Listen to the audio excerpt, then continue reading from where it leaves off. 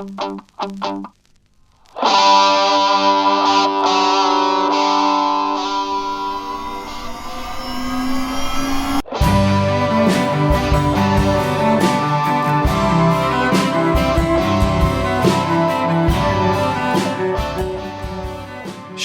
was just 15 when she arrived in Australia as a refugee. She and her family had fled a war-torn Afghanistan to a refugee settlement on Pakistan's border, where she grew up listening in real time to the terrors of life under the Taliban.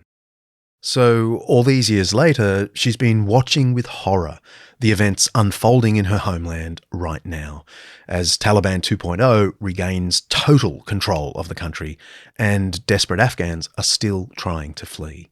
This might have slipped from our headlines, but it's still the headline of life for tens of thousands left behind.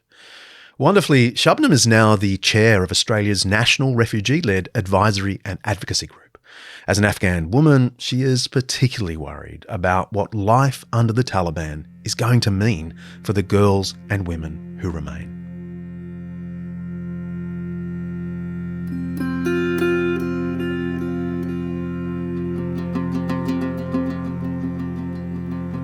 I grew up as a refugee, as an Afghan refugee in a town, in a city on the border of Afghanistan and Pakistan, so just very close to that. But I grew up with other refugees from Afghanistan like me around me. You know, there was no, for a very long time in my life, I didn't know that that wasn't home, really. You know, you don't, I grew up with people around me who looked like me, spoke the same language as me, dressed like me, ate the same food.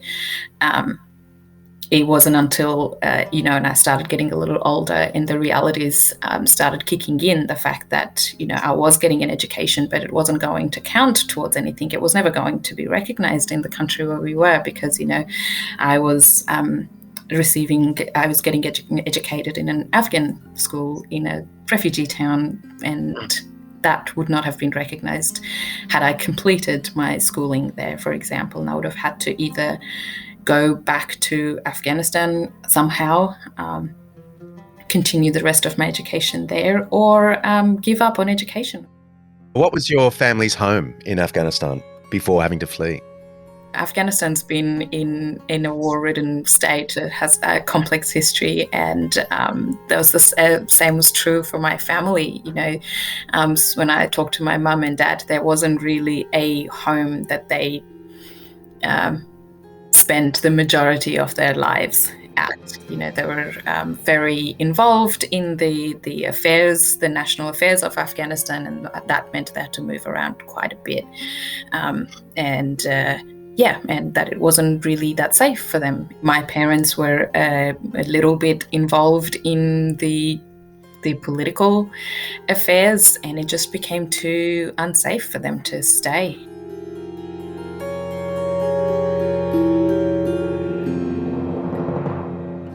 Is there a large Afghan community in Australia? Yeah, there is I think around a 70,000 strong Afghan community in Australia. Afghanistan is a very diverse country, ethnically, culturally, religiously, and that's reflected within the community here in Australia as well. Have the different ethnic groups and who have come in different waves to Australia.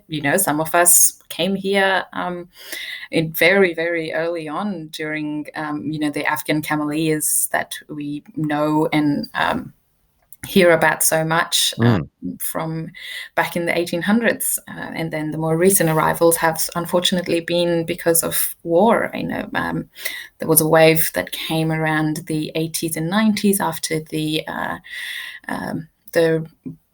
Russian invasion, and then the others during the Taliban. And then, there's been some more arrivals since then. The Afghan community is strong. We're spread across the country, really, but we're connected. I think there's a shared bond, and they say that you can get us out of Afghanistan, but you can't take Afghanistan out of us.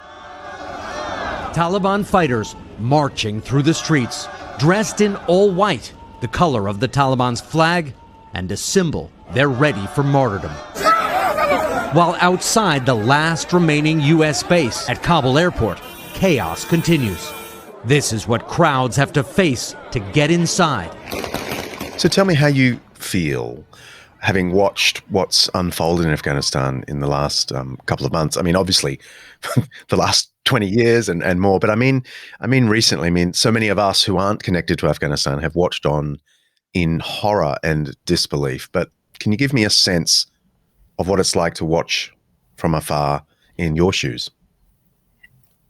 I've been shattered, John. I feel like I've lived an entire lifetime within the last month and a half. The emotions, the devastation, the distress is so intense. But then with that also there is a sense of responsibility. The survivor's guilt is at an all-time high right now. I've always felt that growing up, even in Pakistan, we were relatively little safer there. But then having come to Australia and building a life here from scratch and having all the opportunities and privileges that comes with life in Australia, I've always felt a sense of responsibility towards the people of Afghanistan, but that has intensified quite extremely, really, over the last month and a half. It's heartbreaking, and it's very shattering to see our homeland fall into the hands of the group that terrorized us for so many years, for so long, and it's just happened again. You feel like it's slipping through your fingers. You want to hold on to every little bit of it as much as possible, and it's a lot harder doing it from diaspora. Those of us who've been displaced because of things like this in the past, and you just I feel like personally I started feeling a little bit hopeful. I had started feeling a little bit hopeful for the future of Afghanistan, and then now all of a sudden that's shattered.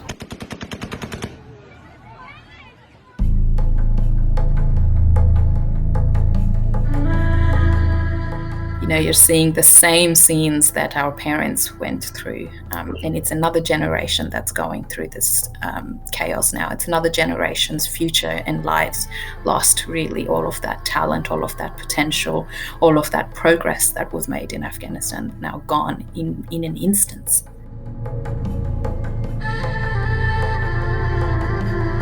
Just this morning, really, I was frantically going through the news and connecting with people there on the ground. And, they have banned education for girls above the age of 12. That's just, one of the draconian laws that are going to now be introduced. The Ministry of Women's Affairs is gone overnight, and you can't process that. You can't even fathom something like that happening. And what's extremely painful is that the rest of the world has just become used to news like that coming out of countries like Afghanistan. We would never, ever allow something like that to happen in Australia. But we have been desensitized to, after decades of war in Afghanistan, and it's just another news that comes out. That's what's heartbreaking right now. And for the people who weren't able to get out, some did not. I feel like most who did get out were reluctant to do so. Nobody would want to do that. They would want to build their futures and their lives in that country, but circumstances were such that they had to make a very, very difficult decision in a very short period of time. But those who are stuck are, at the moment, about a month and a few days after total control of the Taliban. I think right now people are in limbo and just waiting for what the future holds.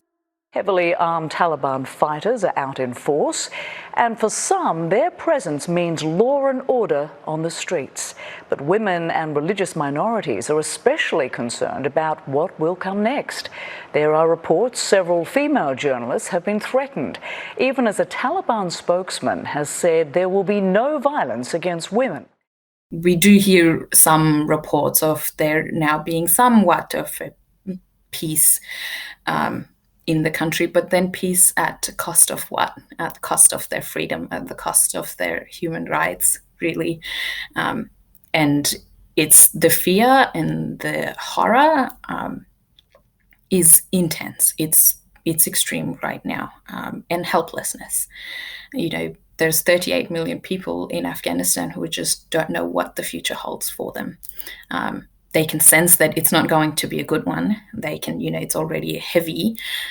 Some are paying the price already. We're hearing women being executed in daylight for having attended a protest against the Taliban.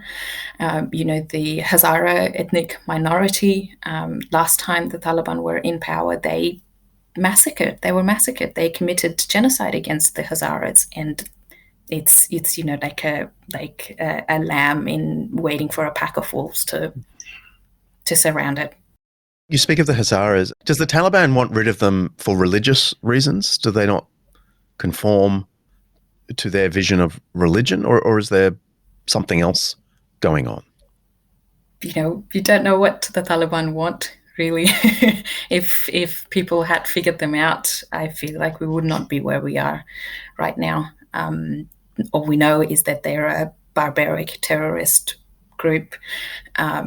They have an agenda, and that is total oppression and suppression of the people of Afghanistan. Hazaras have historically been persecuted and discriminated against in Afghanistan, and it's incredibly hard for Hazaras to blend in. When I was little, I grew up learning the saying from elders in the community that a Hazara holds his or her passport on their face, and that's because of their facial and physical features. It's very easy to identify a Hazara. Their very existence is a threat to their life at the moment. Their identity is a threat. Watching on, I feel like there's nothing I can do. I mean, sure, I can interview you and we can get a podcast out, but you think we can do things. So tell me, what can we do if we're feeling powerless to do anything? Yeah, we absolutely can do, John.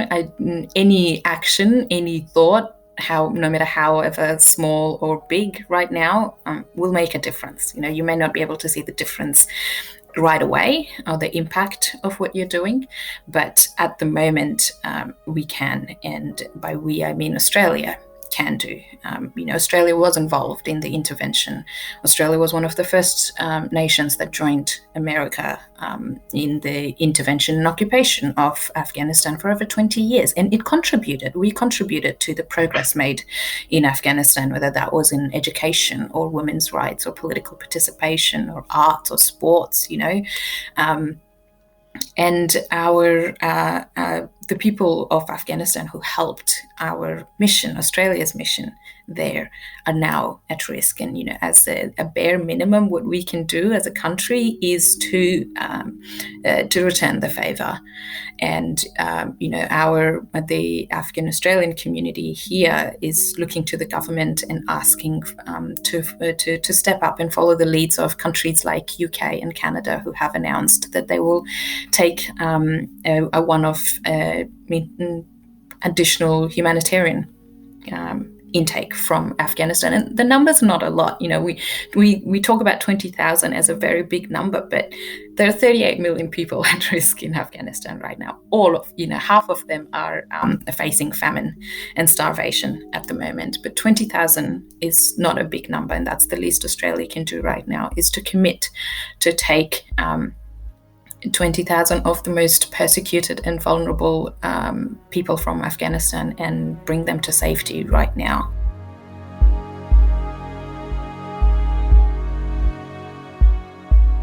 But that's what we can do internationally. Looking into on our own shores, we have around 5,000 refugees from Afghanistan who have been with us within the community for almost a decade now, but under temporary protection, meaning they haven't been able to get on with their lives. They haven't been able to set up and to just live not in limbo.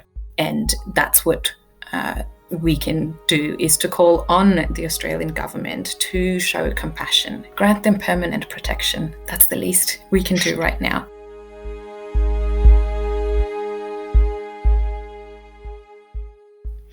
So let me just ask the kind of, the moral argument question. Why should we take this increase of 20,000 Afghan refugees? Imagine you're not talking to me, but, to someone who's skeptical about taking in that many people, that seems like a lot.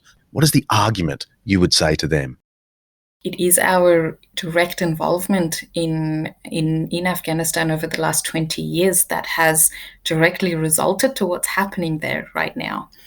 And our the work that Australian forces have put in to build Afghanistan and to have all of that progress made in the last 20 years, that alone should be reason enough. Australia would not have been able to make as much progress there and achieve the impact that it has had without the collaboration and contribution of their colleagues, their Afghan colleagues in the country. And we've had conversation with the veteran community who really think that it is the time to return the favor, because some those who have served in Afghanistan will now be coming back to the Australian community here. Yes, it's a life-changing experience. They will never be the same again, but they can continue living a safe life and have a home and have a shelter, whereas they know that their Afghan colleagues, just because they had the job, that particular job, are now unsafe and they're now at risk. Promises thousands of Afghans are still trying desperately to flee the country, while crowds inside the Kabul airport have thinned since the chaos we saw on Monday.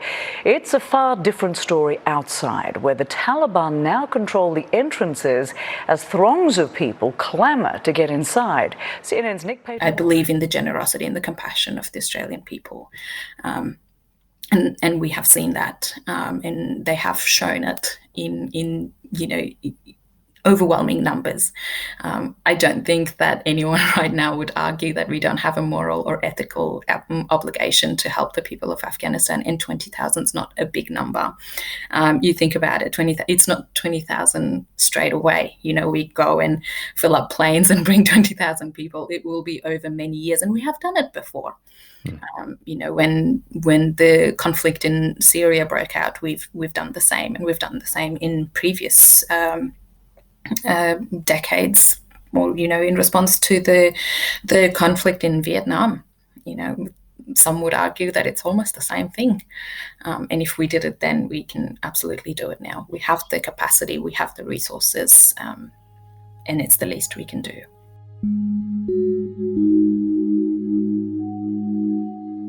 In my Anglican prayer book, a book often associated with the establishment, not the underdog, there is a regular set prayer that pleads, "Defend and provide for the widowed and the fatherless, the refugees and the homeless, and all who are desolate and oppressed. Hear us, good Lord." From as far back as we can go, the Judeo-Christian vision of the good life puts the refugee and oppressed near the centre. Old Testament law demanded special consideration be given to the foreigner seeking protection in Israel. The family of Jesus itself had to flee the tyranny of Herod the Great and seek refuge for up to a year in Egypt, of all places. In the early 400s, Bishop Augustine, one of the greatest theological intellects of the time, described the efforts of his churches to provide food and shelter to hundreds of people fleeing Saharan raiding gangs or Galatian slave traders. The church of the 6th century formalised sanctuary laws that made any part of church property, even the pretty gardens, a place of legal protection for those fleeing danger. And right now, the Micah Project in Australia and many similar Christian organisations in the US and the UK are passionately advocating for Afghan refugees, regardless of whether we share the same faith. I don't know the right political answer to any particular problem in our world right now. All I know is that the Christian tradition says that my first instinct when confronted by those fleeing danger mustn't be to think about border security, affordability, or passing the buck. My first instinct must be generosity and welcome, or it isn't Christian. See ya.